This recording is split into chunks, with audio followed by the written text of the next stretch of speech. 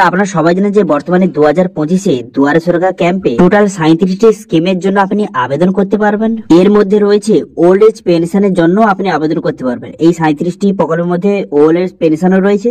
তো সেই জন্য আজকের ভিডিওতে আপনারা দেখাবো যে বর্তমানে যারা যারা ওল্ড এজ পেনশনের জন্য অ্যাপ্লিকেশন করতে চান তারা কিভাবে অ্যাপ্লিকেশন করবেন, অথবা অ্যাপ্লিকেশন ফর্মটা কোথায় পাবেন, কিভাবে ডাউনলোড করবেন, অথবা সেই ফর্মটা কিভাবে ফিল আপ করবেন, সেই ফর্মের সঙ্গে কি কি ডকুমেন্টস আপনাকে জমা করতে হবে, সমস্ত এ টু জেড পয়েন্ট আপনাদের স্টেপ বাই স্টেপ বলবো এবং সঙ্গে আবেদন পদ্ধতি দেখাবো। কিভাবে আপনি ফর্মটা ফিল আপ করবেন সেটা আপনাদের লাইভ দেখে দেবো।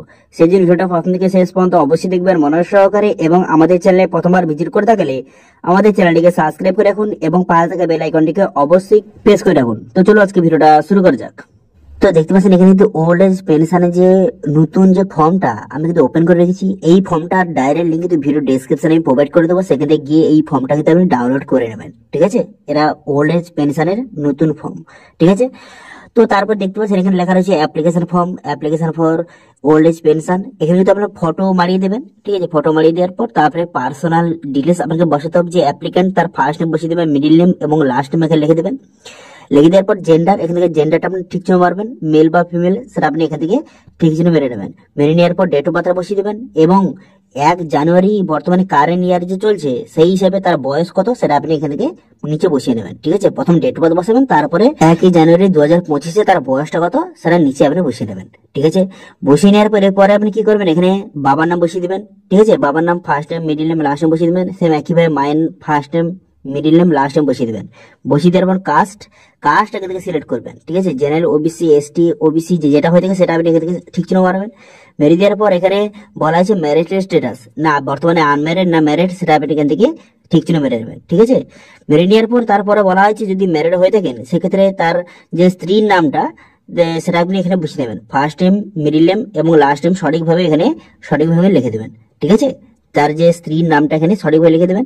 লিখে দেওয়ার পর মান্থলি ইনকাম, এখানে মান্থলি ইনকাম কত সেটা আপনি এখান থেকে সঠিকভাবে কিন্তু বসিয়ে দেবেন। ঠিক আছে, মান্থলি ইনকাম সঠিকভাবে বসাবেন। ওকে, বসানোর পর এখানে বলা হয়েছে যে এখানে কিছু ডিটেলস বসাতে হবে, আধার কার্ডের নাম্বার এবং আপনার যে ভোটার কার্ডের নাম্বারটা সঠিকভাবে এখানে বসিয়ে দেবেন। ঠিক আছে, এখানে আধার কার্ড নাম্বার প্রথম বসাবেন, তারপরে এখানে ভোটার কার্ডের নাম্বারটা সঠিকভাবে লিখে দেবেন।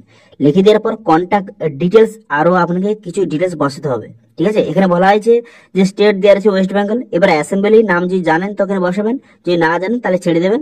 তারপরে দেখতে পাবেন ডিস্ট্রিক্টের নাম বসাবেন এবং পুলিশ স্টেশনের নাম এবং ব্লক অথবা মিউনিসিপ্যালিটির যে নামটা সঠিকভাবে কিন্তু এখানে লিখে দেবেন। লিখে দেওয়ার পর তারপরে সেকেন্ড পেজে চলে যাবেন। এটা প্রথম পেজ শেষ হয়ে গেল, এবার সেকেন্ড পেজে আপনি চলে যাবেন, যে 2 নম্বর পেজ চলে যাবেন। যার পর এখানে কিন্তু আরো কিছু ডিটেলস আপনাকে বসাতে হবে, যেমন কিন্তু আপনার যে গ্রাম পঞ্চায়েত, আপনার গ্রাম পঞ্চায়েতের নামটা সঠিকভাবে বসাবেন। তারপরে কিন্তু আপনার যে ভিলেজ রয়েছে সেই ভিলেজের নামটা সঠিকভাবে লিখে দেবেন। এখানে সঠিকভাবে লিখে দেওয়ার পর এখানে হাউস নম্বর থেকে হাউস নম্বর বসাবেন, তার পোস্ট অফিস নেম, তার পিনকোডটা সঠিকভাবে বসিয়ে দেবেন। তারপরে বলা হয়েছে এই ওয়েস্ট বেঙ্গলে আপনি এই অ্যাড্রেসে কত বছর ধরে থাকছেন সেটা আপনি লিখে দেবেন। ঠিক আছে, 10 বছর, 15 বছর, 20 বছর লিখে দেবেন।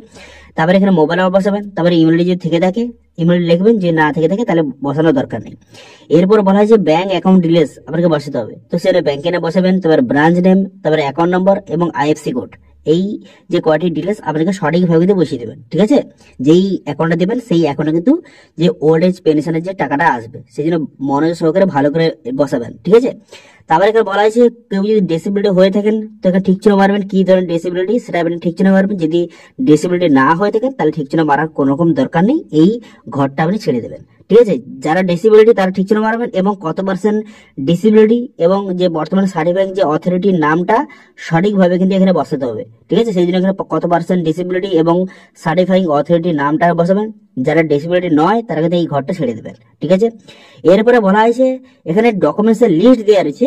এবার এই ডকুমেন্টস গুলি সেলফ অ্যাটেস্টেড কিন্তু করতে হবে। ঠিক আছে, নিজে অর্থাৎ ডকুমেন্টসের নিচে আপনার সই করতে হবে।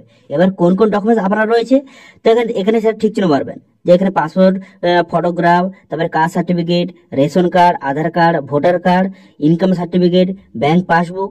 এই ডকুমেন্টসগুলির মধ্যে কোন কোন ডকুমেন্টস রয়েছে এখানে ঠিক চিহ্ন মারবেন। ঠিক আছে, পাশে ঘর রয়েছে ঠিক চিহ্ন মারবেন। ঠিক আছে, যেই যে ডকুমেন্টস রয়েছে সেটা ঠিক চিহ্ন মারবেন। এইসব ডকুমেন্টস কিন্তু এই ফর্মের সঙ্গে অ্যাটাচ করতে হবে। ঠিক আছে, এরপর কিন্তু চলে আসবে 3 নম্বর পেজে। ঠিক আছে, টোটাল 3টে পেজ, এটা কিন্তু শেষ যে পেজ 3 নম্বর পেজ চলে আসবেন।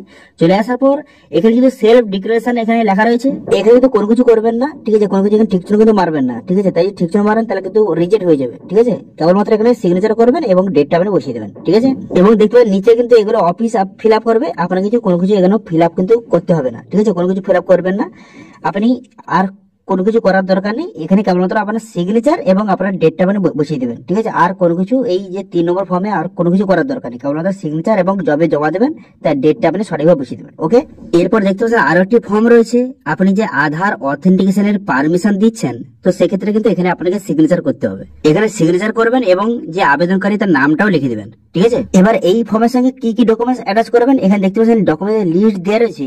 এই ডকুমেন্টস গুলির মধ্যে আপনার যেই ডকুমেন্টস গুলি রয়েছে সেই ডকুমেন্টস গুলি এই ফর্মের সঙ্গে আপনি অ্যাটাচ করবেন, এবং এই যে ডকুমেন্টস গুলি অ্যাটাচ করবেন এখানে কিন্তু সেলফ অ্যাটেস্টেড অবশ্যই করবেন। ঠিক আছে, ডকুমেন্টস এর নিচে আপনার সই কিন্তু অবশ্যই করবেন। তারপরে এই ফর্মটা সঙ্গে সেই সব ডকুমেন্টস অ্যাটাচ করে আপনার যে দুয়ারে সরকার ক্যাম্পে জমা দিয়ে দিলেই তারপরে কিছুদিনের মধ্যে আপনার অ্যাকাউন্টে কিন্তু টাকা ঢুকতে শুরু করবে প্রত্যেক মাসে। তো এইভাবে যারা যারা কিন্তু ওল্ড এজ পেনশনের জন্য অ্যাপ্লিকেশন করতে চান তারা কিন্তু এইভাবে বর্তমান নতুন পদ্ধতির মাধ্যমে অ্যাপ্লিকেশন কিন্তু করতে পারবেন। অ্যাপ্লিকেশনের ফর্মে যে পিডিএফ লিঙ্কটা কিন্তু ভিডিও ডেসক্রিপশনে প্রোভাইড করে দিয়েছি, সেখানে গিয়ে খুব সহজে ডাউনলোড করে এইভাবে অ্যাপ্লিকেশন করতে পারেন, অথবা এই যে ফর্মটা আপনি দুয়ারে সরকার ক্যাম্প থেকেও নিয়ে আসতে পারেন। ঠিক আছে, তো এটা অ্যাপ্লাই নিয়ে যদি কোন রকম সমস্যা থেকে থাকে অবশ্যই কমেন্ট করুন, আমি অবশ্যই তার রিপ্লাই করবো। এবং আজকে ভিডিও ভালো লাগে তাহলে ভিডিওটা লাইক করে দেবেন এবং ভিডিওটা কিন্তু বন্ধুদের সঙ্গে শেয়ার করে দেবেন, এবং আমাদের চ্যানেলে প্রথমবার ভিজিট করে থাকলে আমাদের চ্যানেলটিকে সাবস্ক্রাইব করে রাখুন এবং পাশে থেকে বেল আইকনটিকে অবশ্যই প্রেস করে রাখুন। আজকে ভিডিওটা এই পর্যন্ত, দেখা আছে নেক্সট ভিডিওতে। Thank you.